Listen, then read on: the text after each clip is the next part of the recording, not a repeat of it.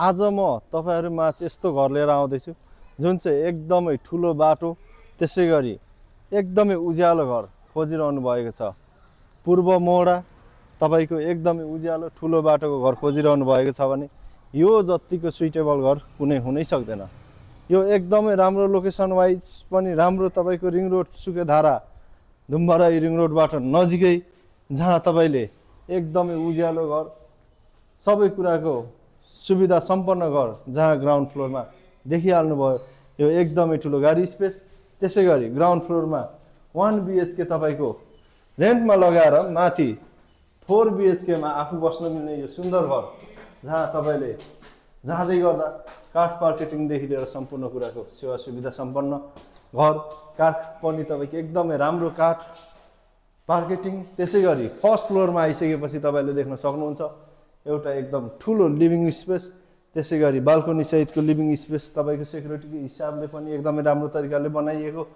First फ्लोरमा एउटा living room देख्नु भयो भने एउटा चाहिँ किचन डाइनिङ हल चाहिँ देख्न सक्नुहुनेछ।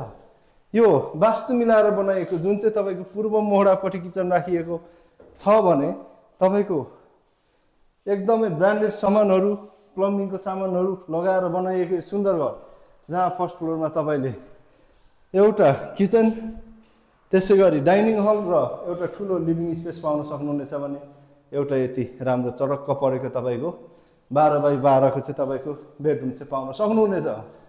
यो सुन्दर घर मैले भनिहाले करुणा अस्पतालबाट पनि नजिक धुम्बराईको हेम्स अस्पतालबाट पनि नजिक त्यसैगरी हजुरको रिङ रोडबाट पनि नजिकै घरकै अगाडिपट्टि तपाईको पब्लिक भेहिकलहरु पाइने यो सुन्दर घर तपाईले सेकेन्ड फ्लोरमा आइसकेपछि चाहिँ 3 वटा बेडरुम पाउन सक्नुहुनेछ।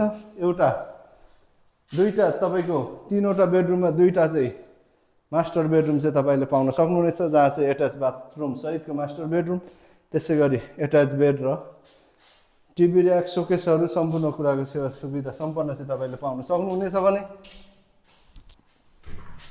एउटा चाहिँ तपाईले सरप्राइज बाथरुम सहितको चाहिँ मास्टर बेडरुम पाउन सक्नुहुनेछ। तपाईले दराज खोल्दाखेरि बाथरुममा पुग्न सक्नुहुन्छ।